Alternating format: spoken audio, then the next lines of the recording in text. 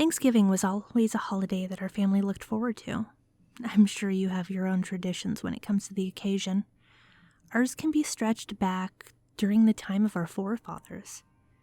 We are the Peterson family. When our ancestors arrived at the New World, the ground was hard, making crops difficult to upkeep. The winters were long and unforgiving. They came in a family of 5, but 2 of the youngest succumbed to sickness and died. But through it all, the family managed to prevail. And this served as a testimonial that the family was determined to follow.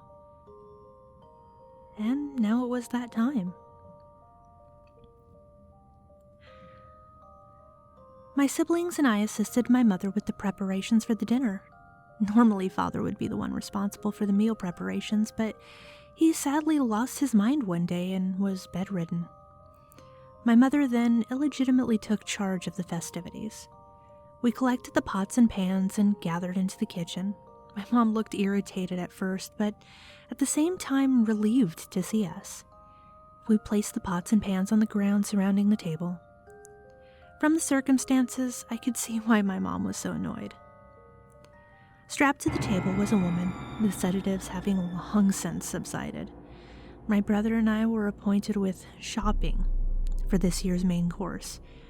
We stalked this woman at a gas station, and then we played the whole injured man trick to gain her sympathy. We had her assist us with putting something in the car, and when the time was right, my brother drugged her with chloroform. Now she was fully conscious and was aware of what was to become her. "Please, let me go," she screamed against her restraints. She was tied down with chains that were ripping into her flesh. My mom turned to my brother with a motioning gesture. He walked towards the woman and ripped her clothes off, exposing her nude body to me and my younger siblings. She was a plump woman. The meat on her already looked succulent. My younger siblings looked upon the bare woman with curiosity. Normally, this would be a great learning experience, if not for the morbidity of it.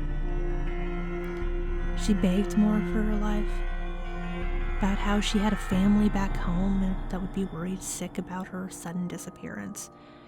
My mom drowned her out with her orders to my brother to ready the brunt force. My brother was handed a rock, but he hesitated for a bit. My mom relentlessly pushed him to finish the job. With one stroking motion, my brother lifted the rock high in the air and bashed the woman on her cranium. He struck her again and again, until all we could hear was a gurgled voice. I bent down by the wound to collect the blood and brain matter gushing from the woman's head, and my brother and mom worked together to chop the woman's body into pieces. It took several grueling hours to chop up the body, but they both managed to fit all the pots with the flesh of the woman. I bent down by the wound to collect the blood and brain matter gushing from the woman's head, and my brother and mom worked together to chop the woman's body into pieces. It took several grueling hours to chop the body up, but they both managed to fill all the pots with the flesh of the woman. My mom and I then did the task of cleaning the kitchen and simmering the meat for the night. While cleaning, I asked my mom about our tradition. "Son, this is an important staple of our family history." "Yeah, but why do we still do it? Our ancestors only resorted to this because we had no other options." My mom looked at me disapprovingly. I have told her continuously, whenever Thanksgiving would be on the horizon, that we should not indulge in murdering people, but every time I tried to reason with her, she was clearly not interested in my objections. "You know, your older brother used to say the same thing as you did when he was your age." I shook my head. "It took me a few years, but I thoroughly instilled the importance of this tradition." She wrapped her arm around my shoulders in a false sense of understanding. "And soon you will learn it as well." I tried to sleep that night, but the image of the woman naked and screaming for mercy never left me. I tossed and turned in my bed, not wanting to disrupt my other siblings. We all shared a single bedroom while my parents resided in a room adjacent to ours. Quiet as a mouse, I crawled out of my bed and cautiously opened the door. The floors creaked slowly underneath my feet as I entered the kitchen. I walked towards the cupboard to retrieve a glass for some water. I nearly dropped the full cup on the ground when someone spoke out to me in the darkness. You're still up too? I narrowed my eyes. I could barely make out the silhouette figure before me. But the voice was recognizable all the same. It was my brother. My brother sat noiselessly at the table that the woman was on earlier that day. He clasped his head in his hands. From there, we had a common understanding. We were both disturbed as to what had transpired that day. What are we supposed to do? My brother shook his head. How well do you know our mom? I was confused by his words, but I decided to cooperate with him. I nodded my head, but this only elicited a shallow sigh from my brother. He got up from his chair, motioning me to accompany him outside to the porch. We both became robbers. We slid out of the house in a dreadful silence and we sat down on the bench. My brother rubbed his eyes a couple times as a means of coming to terms with what he was about to share with me. Remember when Dad got sick? He asked. Yes, and Mom took over after that.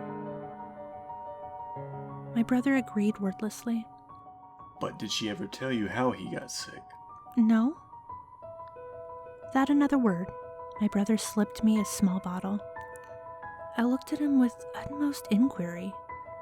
My brother continued to speak, not noticing that I was still grossly confused. My dad once told me that he was considering ending this whole tradition. He stopped for dramatic effect. When he told Mom about this, she started to slip him these. From there, I slowly gained the realization that she was heavily drugging my father until he couldn't even as much as form a comprehensible sentence or have rational thought. He gradually melted down into a docile state, which gave my mom free rein to do whatever she saw fit. Well, she loved to claim that what we did was necessary for the remembrance of our ancestors. It was now clear to me that she was truly only interested in killing for killing's sake. I discovered the drugs earlier this month. My brother explained. When I confronted Mom on it, she started to heavily drug me as well. I was susceptible to listening to her demands without question. We looked at each other wordlessly.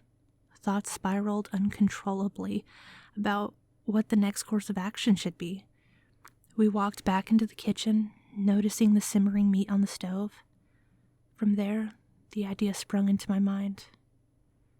When my brother left for the bedroom, I added a special ingredient to the meat.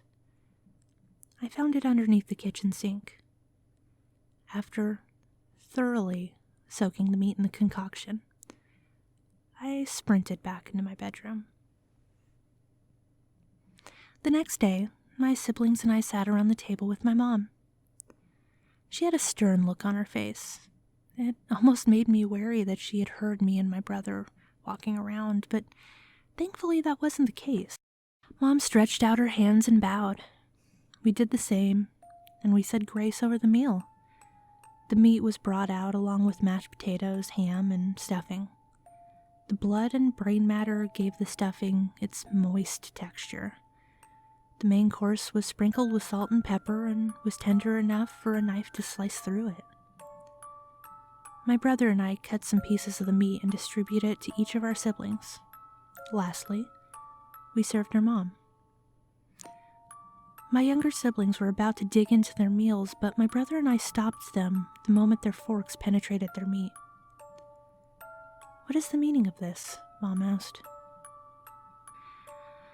"Oh, just that when you and I were preparing the meat yesterday, I decided to put a secret ingredient." "Secret ingredient?" My brother interjected.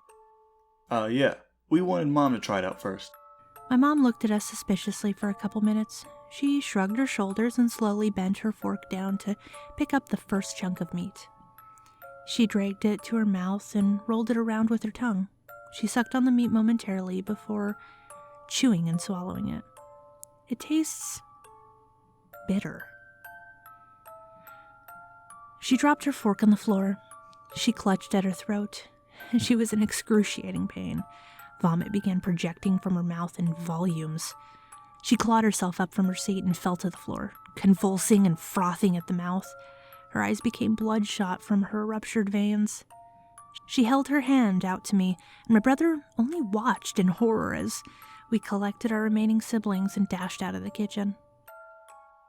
Not too long after Mom expired, my brother and I decided to completely cleanse us from our sins by setting the house ablaze. My brother admitted to his involvement with the other disappearances and previous Thanksgivings and was sentenced to 9 years in prison. As for myself and my siblings, we found ourselves in different foster homes because of the lack of care from our extended family. It's hard to blame them because of how our deeply kept secret was exposed to the open. At the very least, we had been deprived of eating human flesh. Just today, we were served pork sausages. Our foster parents had mentioned obtaining their meat from the neighborhood farm. I could have sworn that I've heard reports of people going missing there.